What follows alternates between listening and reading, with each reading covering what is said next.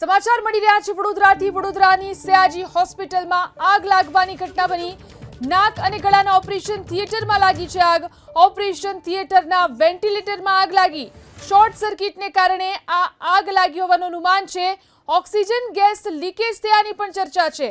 તો આગને પગલે ઓપરેશન થિયેટરને ખાલી કરવામાં આવ્યું। હોસ્પિટલના કાન નાક ગળાનું જે ડિપાર્ટમેન્ટ છે અને તેની અંદર આગ લાગી છે। આપ જોઈ શકો છો સામે ડિપાર્ટમેન્ટ છે અને ત્યાં અત્યારે મહત્તમ આગ બુઝાવી દેવામાં આવી છે, પરંતુ આપ જોઈ શકો છો કે આ ઓપરેશન થિયેટર કાન નાક ગળાનો વિભાગ છે અને ત્યાં આગ લાગી હતી। અત્યારે તમામ સુરક્ષા અહીંયા ગોઠવી દેવામાં આવી છે। ઓપરેશન થિયેટરના વેન્ટિલેટરમાં શોર્ટ સર્કિટથી આગ થઈ હોવાનું અનુમાન છે।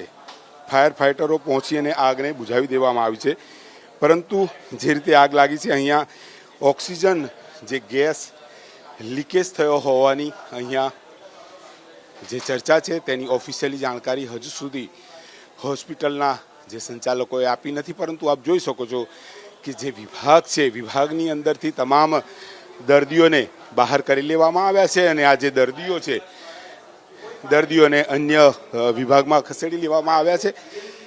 હવે સવાલ એ છે કે આ પ્રકારની જે ગંભીર બેદરકારી છે ક્યાંક ને ક્યાંક માનવ હોનારત સર્જી શકે છે। જે પણ ફાયર વિભાગના કર્મચારીઓ પહોંચ્યા હતા તેમણે જે કામગીરી કરી અને તમામ જે દર્દીઓને છે બહાર કરી દીધા છે, તો સાથે જે હોસ્પિટલના સત્તાધીશો છે તેઓ પણ પહોંચી ગયા છે। તેમની સાથે પણ વાત કરવાની કોશિશ કરીશું કે તેઓએ હાલ જે ઘટના અંગે તેઓ શું કહેવા માંગે છે અને તેને લઈને અહીંયા એસએસજી હોસ્પિટલની અંદર એસએસજી હોસ્પિટલના સુપ્રિન્ટેન્ડન્ટ આરએમઓ સહિતના તમામ અધિકારીઓ પહોંચી અને ઘટનાની વિસ્તૃત જાણકારી લઈ રહ્યા છે। ત્યારે જે દર્દીઓ છે તેના પરિજનો છે તમામ લોકો બહાર આવી ગયા છે। કોઈ હાલ જાનહાનિની ઘટના સામે આવી રહી નથી, પરંતુ અહીંયાના જે હોસ્પિટલના સત્તાધીશો તેમની સાથે વાત કરીશું। જોઈ શકો છો ફાયર એનઓસી સહિતની જે તપાસ પણ થશે। ઇક્વિપમેન્ટ જરૂર જોવા મળી રહ્યા છે, પરંતુ હવે સવાલ એ છે કે કામગીરી જે છે તે હાથ ધરાય છે, પરંતુ કયા પ્રકારે તમે આ કામગીરીને હવે અંજામ આપશો? સાહેબ, એક જ સવાલ, આગ લાગી ત્યારે શું સ્થિતિ હતી ને હાલ શું સ્થિતિ છે? આગ લાગી એટલે એક નાનો સ્પાર્ક થયો હતો।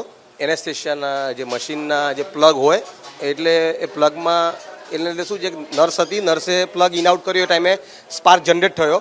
એ સ્પાર્ક જનરેટ થવાને કારણે એક નાની ફાયર થઈ। એ નાની ફાયર થઈ એટલે એને ઓલાવવા માટે એ જે નર્સ છોકરી જે હતી એને એક્સટિંગ્વિશ કરવા ગઈ ફાયરથી, અને એના ઇન્ચાર્જોને આગળ કહેવા ગઈ કે ભાઈ આગ પ્રસરે નહીં એના માટે। એટલે એ ટાઈમે આગ થોડીક વધારે લાગી અને આગના લાવવાને લીધે મશીન જે હતું એનેસ્થેશિયાનું મશીન એ સળગી ગયું।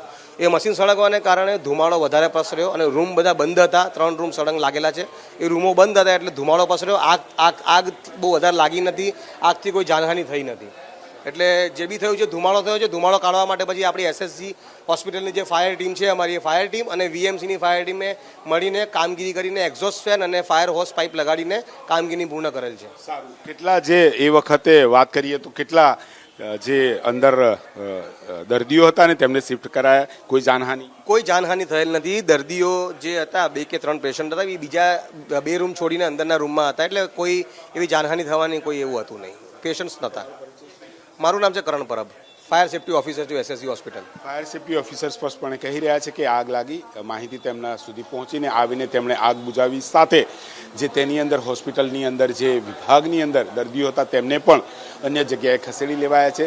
હવે તપાસ તે જ થઈ છે, પરંતુ સવાલ એ છે કે જે એસીની અંદર શોર્ટ સર્કિટની વાત છે, પરંતુ વાસ્તવિકતા શું છે વડોદરા એસએસજી હોસ્પિટલ દ્વારા તેની તપાસ અહીંયા કરવામાં આવી રહી છે અને રિપોર્ટ આવ્યા બાદ વધુ વિગત સામે આવશે। પરંતુ હાલ કહી શકાય કે કાન નાક ગળાની જે હોસ્પિટલ છે તેની અંદર લાગેલી આગ બુઝાવી દેવામાં આવી છે।